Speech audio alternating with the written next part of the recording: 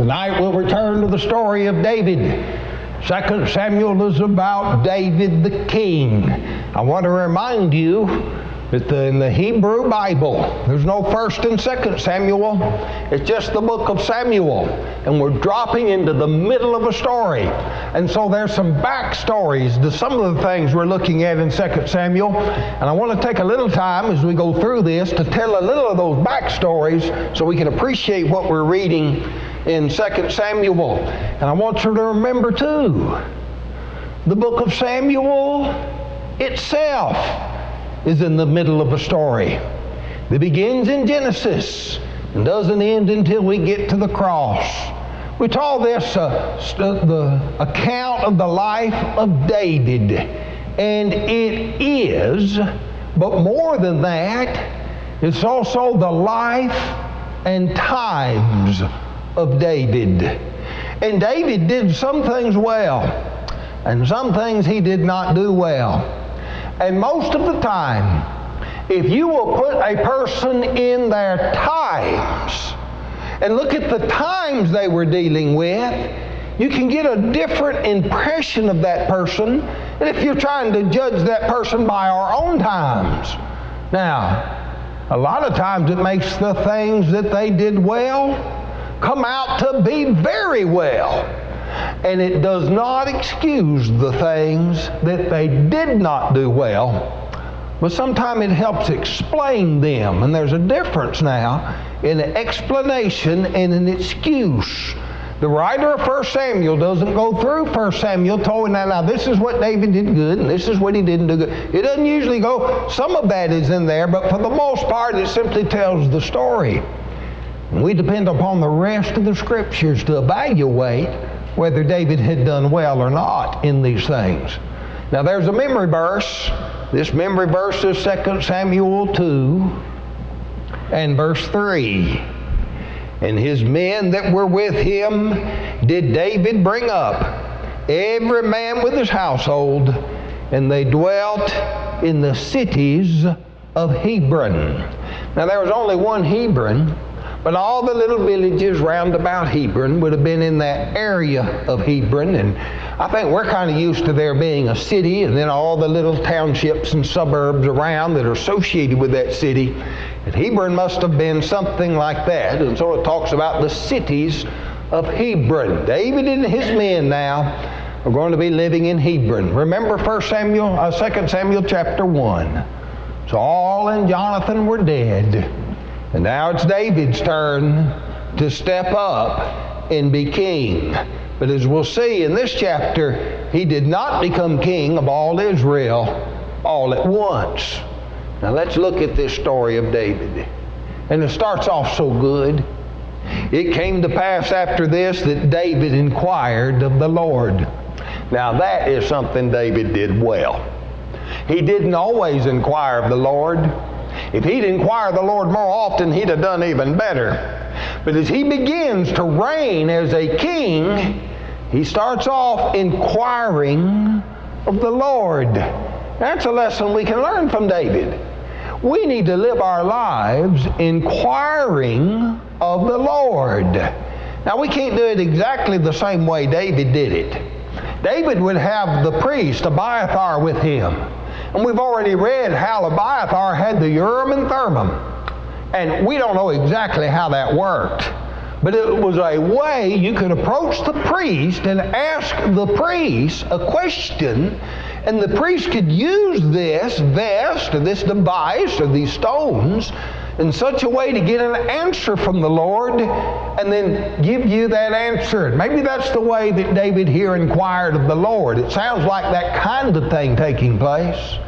So David doesn't just step out as king. Have you ever noticed the humility of our presidents when they first step into office?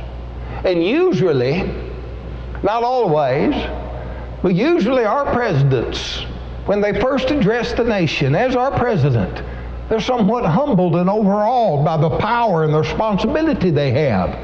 And they'll ask for our prayers. And so also does David now. As he becomes king, he's humbled by the responsibility put upon him and the power that he has.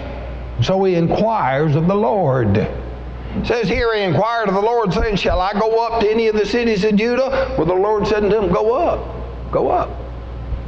And David wanted to know, whether shall I go up? And he said, unto Hebron. So let's get a little backstory here. Hebron. Abraham came to a country that he knew not of. And he camped at Bethel and Shechem and made his home in Hebron. It was the ancient home of Abraham and Isaac and Jacob. It's where Jacob was when his son Joseph was sold into Egypt. And when they would come back, they would return to Jacob in Hebron and tell him about his son. And it was from Hebron that Jacob left to go into the land of Egypt and the land of Goshen, when the children of Israel were going through the wilderness. And Moses sent those 12 spies into the land. It tells us that among the cities they spied was the city of Hebron. You remember the report, the 10 spies came and they gave back.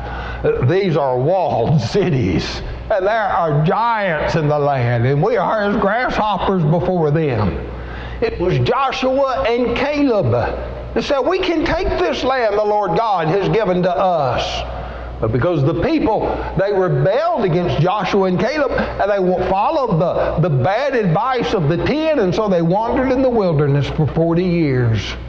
And they all died, except for Joshua and Caleb.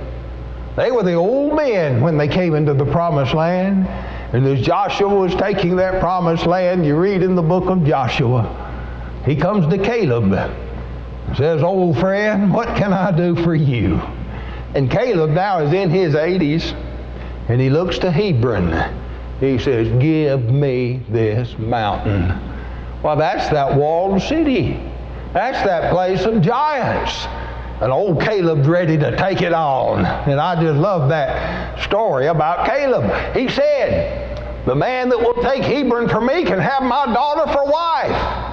And Othniel stood up and led the armies against Hebron and took that city. Othniel later became the first of the judges of Israel. Hebron had a long history then with the children of Israel, and a long cultural history, and one of the chief cities of Judah. And so when David begins his reign as king, he begins in Hebron. It says in verse 2, David went up hither, and his 2 wives also. Well, now let me just show you this on the map. You see the arrow down there? The arrow? Okay, that's pointing to Hebron. The letters are up there, but you probably can't see it, so I stuck the arrow in there. So you kind of get an idea geographically of where Hebron is. I'm going to refer back to this map several times now as we tell these stories. Okay, David went up thither with his 2 wives. 2 wives? What's David doing with 2 wives? You know, God's plan for marriage is one man and one woman. Here it is. It's one man and one woman joined together to be one flesh by one God for one life, with one exception. But that's not the way David did it. Now, David's not condemned here for having 2 wives, and when you look at the kings and the rulers of those east, that was sort of a badge of honor to have a lot of wives. But that doesn't mean that was a good thing. David is going to have children by the wives he has. He's got 2 now. Actually, he's got 3 if we count Michal, the daughter of Saul, but she wasn't with him when he went to Hebron.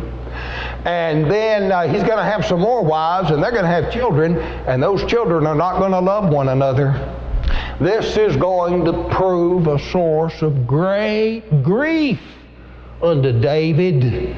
Nevertheless, he goes into Hebron with 2 wives. And one of these is Ahinoam, the Jezreelitess, and the other is Abigail, Nabal's wife, the Carmelite. Now, there is a Jezreel and a Carmel in northern Israel. But there is also a Jezreel and a Carmel that is just south of Hebron. And by context, that's probably the Jezreel and Carmel we're talking about here, those lesser known cities south in Judea, south of Hebron. Let me tell you something about Abigail. There's another backstory. Called her Nabal's wife. Nabal. We read his story in 1 Samuel chapter 25. And it says Nabal was a great man.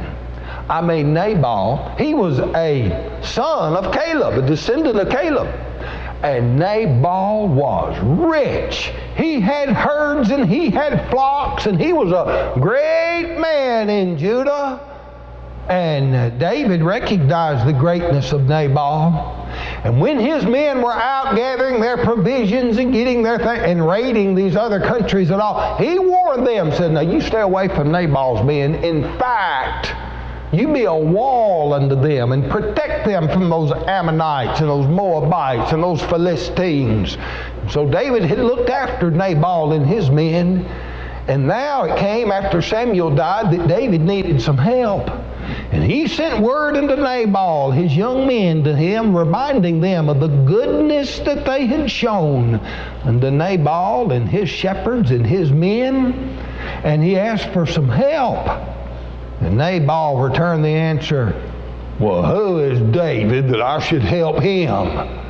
You see, Nabal was a cruel man. The word Nabal means fool. And Nabal had the idea that I'm rich and my riches are for me and they're not for anybody else. And so Nabal sent a harsh word, harsh answer back to David. And I tell you what, it made David mad. In fact, it made him so mad, he got his men, he says, here's what we're going to do. We're going to march in there where Nabal is and we're going to kill all his men. Now, Abigail. These men, these hot-headed men, letting their anger get the best of them, and their pride and their ego, and then here comes Abigail. Now, Abigail is Nabal's wife, and it says to her that she was a woman of great wisdom and of fair countenance. Listen, she was pretty, and she was smart, and she knew these men were behaving like children. What she did, she gathered up all these provisions, and she had the men carry them to David, and then she went herself. And when David came down to take those, she bowed herself before David and said, David, don't do this thing. You're going to be king in this land someday. It'll be a stain on you that you have come in and killed Nabal's men because he angered you. David, that's not good to do that. Don't do this. David recognized the wisdom of Abigail. He said, if you hadn't come to me before the morning, I'd have killed all Nabal's men. He was so glad Abigail came and talked some sense into him. And so he accepted those provisions and didn't carry through with his plan to slay Nabal's men.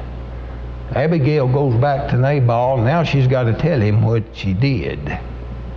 And Nabal was having a feast, like the feast of a king, and he was drunk. So she decided she's not going to tell him while he's drunk. She'll wait till he sobers up. And it says the next morning that the wine was gone from him. And she told Nabal what she did. And it says Nabal's heart became like a stone. It's almost like he just grumped and pouted, got depressed or angry. He just solemned up, and he stayed that way. And 10 days later, Nabal was dead. And David sent his young men to Abigail and said, I heard what happened to Nabal. Would you marry me? And Abigail said she would. And so she went to be David's wife. And all that Nabal had then, by implication now, becomes David's. Well, it's a beautiful story, isn't it? But David had already had one wife.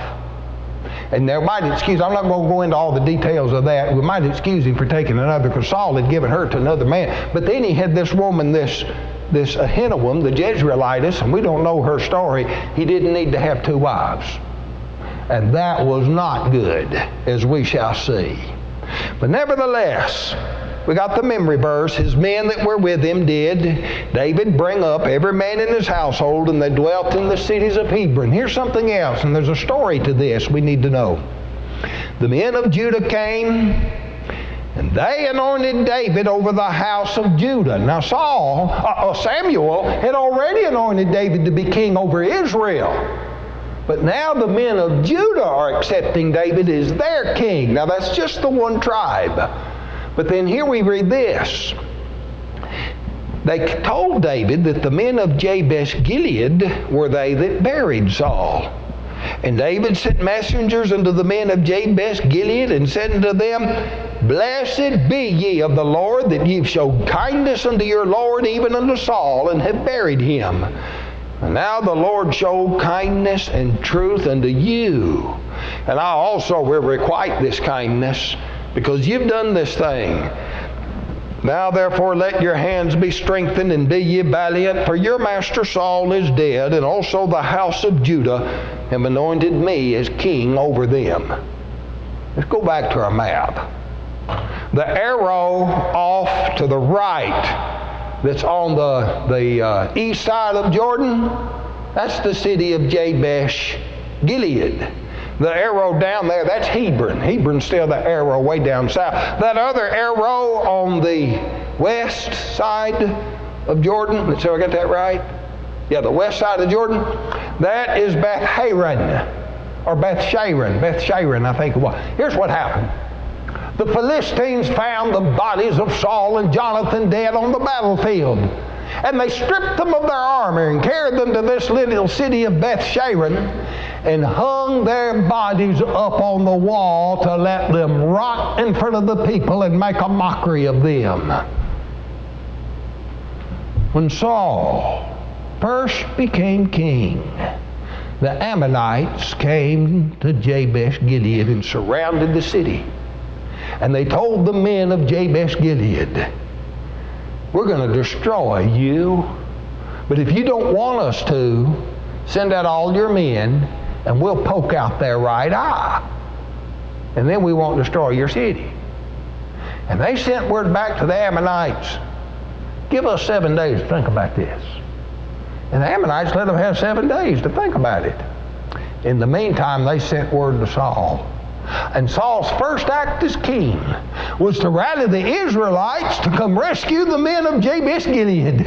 And when the 7 days were up, and the men of Jabesh Gilead came up around the city, they looked up, and the Israelites with Saul had surrounded the men of Jabesh Gilead. And they rescued that city from those Ammonites.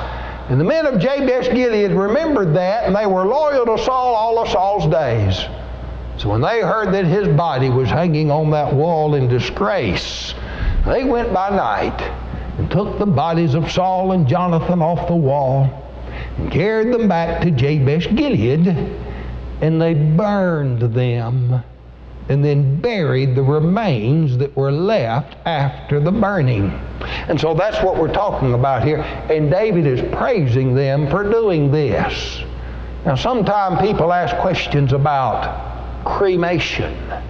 There's not a lot in the Bible about that.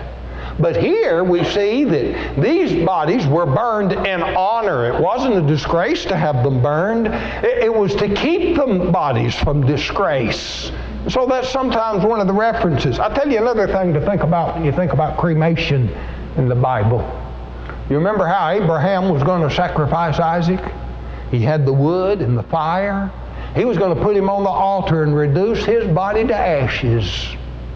But we read in Hebrews that Abraham still accounted that God could raise him from the dead. You can't thwart God's plans by mutilating the body. God's going to raise us from the dead. I like the story they tell about Wycliffe. You remember, he's the one that first translated the Bible into English. He translated it out of the Latin. And they hung him and buried him. But then later they were so mad at him, they dug up his body and they burnt his body and threw the ashes in the river. That's not going to stop God from raising John Wycliffe from the dead on the resurrection day. You can't thwart God's plans. And so these are some of the things to think about when we're thinking about cremation. And this story often comes up. But now let's go on from there. The next part of this. is about Abner and Asahel. Abner, the son of Ner, was captain of Saul's host. That means he was the captain of Saul's army. Ner was an uncle of Saul. Ner and Kish, when you look down at the chronologies, they were brothers. And so this is Saul's cousin. And Abner, Saul's cousin, he was the commander of Saul's army, the captain of Saul's host. And he took Ishbosheth, who was one of Saul's sons, and made him king.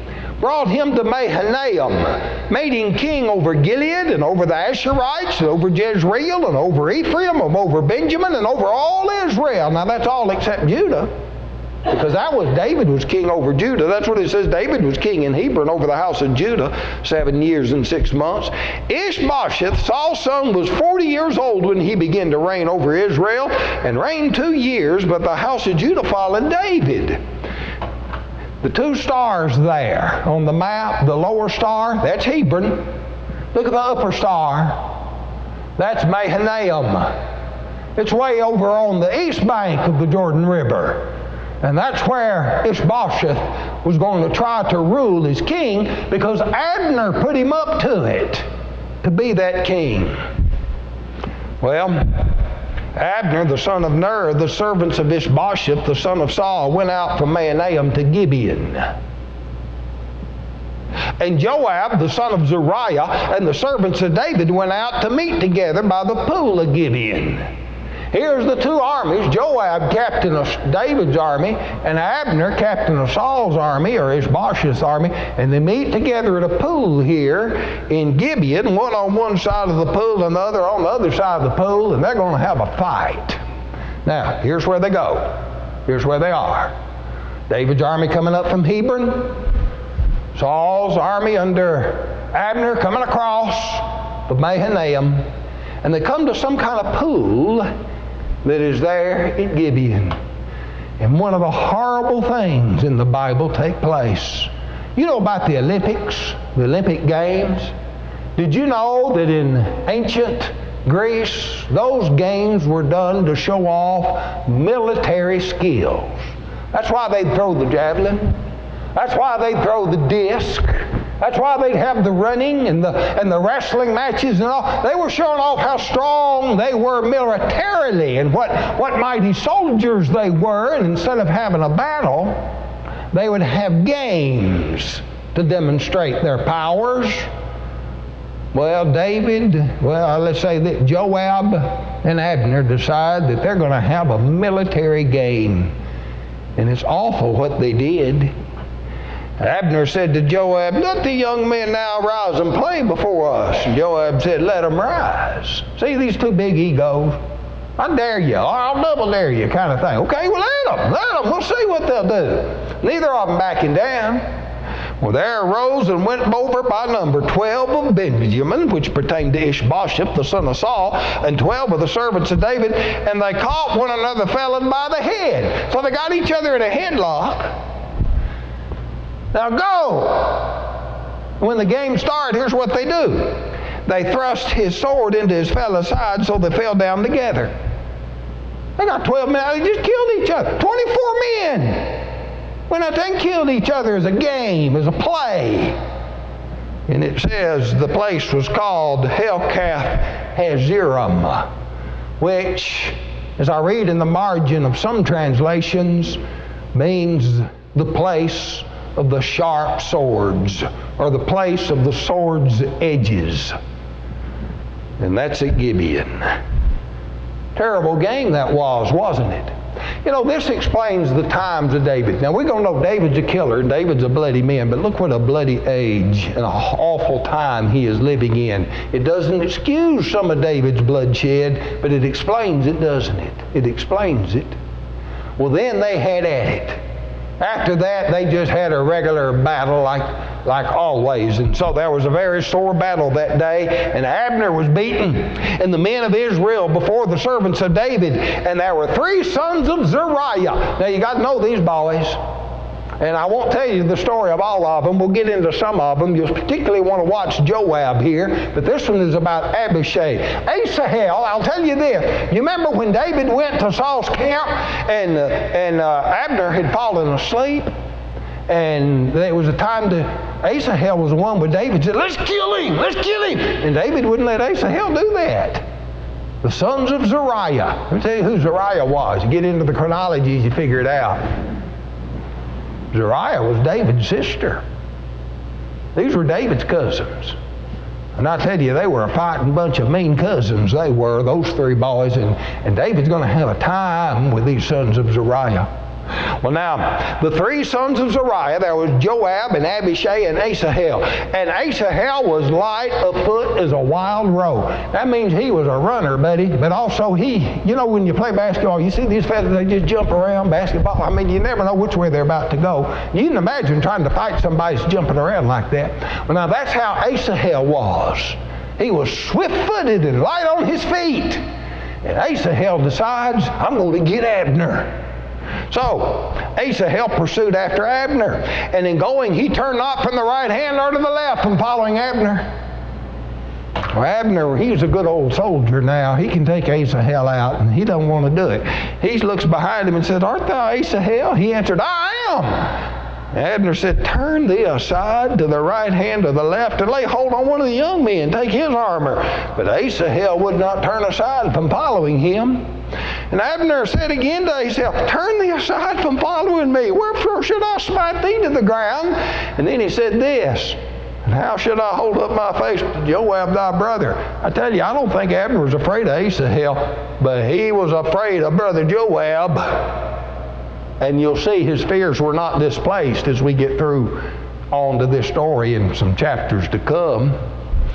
Howbeit he refused to turn aside, wherefore Abner with the hinder part of his spear smote him under the fifth rib, and the spear came out behind him, and he fell down there and died in the same place.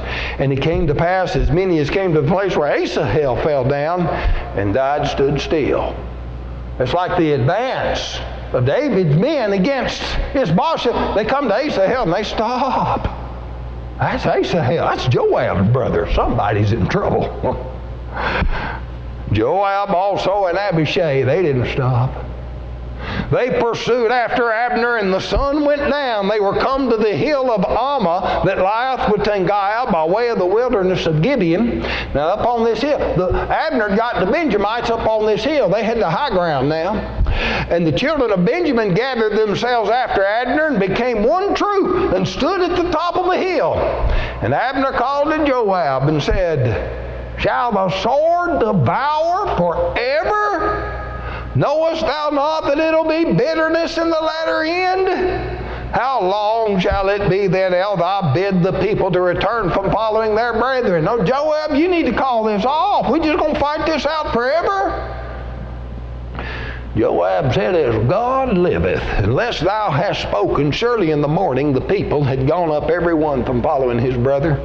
So Joab blew a trumpet.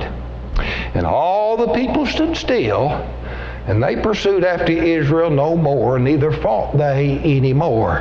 And Abner and his men walked all night through the plain and passed over Jordan and went through all Bithron, and they came to Mahanaim. They walked all night to get home by that next morning. Well, what about Joab and his men? Joab returned from following Abner. And when he gathered all the people together, there lacked of David's servants 19 men and Asahel. They'd lost 20 men. But look what happened to Abner's men. The servants of David had smitten of Benjamin and of Abner's men, so that 360 men died. 360. David lost 20. Abner lost 360. They didn't fare well in that battle, did they? And then it says, they took up Asahel and buried him in the sepulchre of his father, which was in Bethlehem. And Joab and his men went all night, and they came to Hebron at break of day. So they go back to Hebron, but first they go by Bethlehem, bury their brother Asahel in a nighttime burial in the sepulchre of their fathers. And then next morning they show up at Hebron. after that battle. Well, that's the beginning, but not the end of the conflict between David and Ishbosheth. And there's some other twists and turns that we're going to get to this in the other chapter. Now, here's some things to think about. Here's some things to think about when we consider this. David inquired of the Lord. That's a good thing. That is so good, and it speaks so well of David, that he would seek after God as he becomes king. And often as king he does this.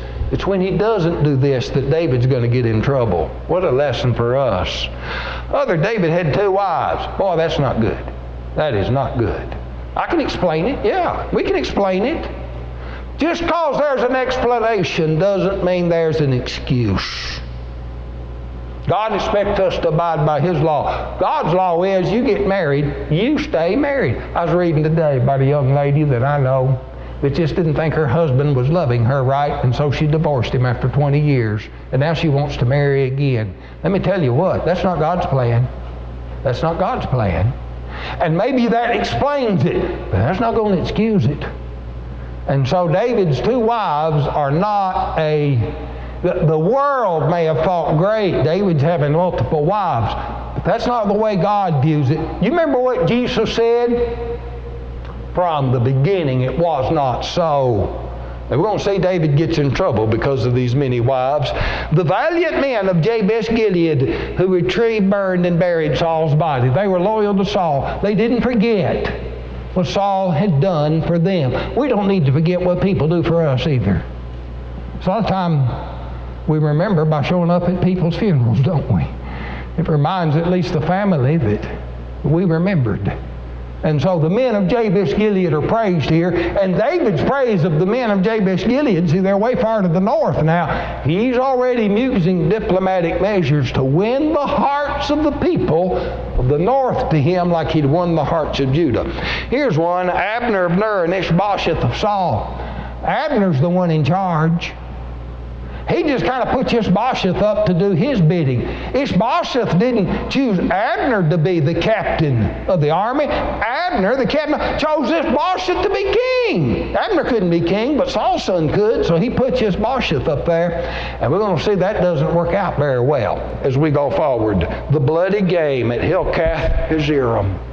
What an awful story. To take some of your best men, get out there, just have them kill one another for sport? What kind of depraved ego were these men, Joab and Abner, that would behave so treacherously against their own men?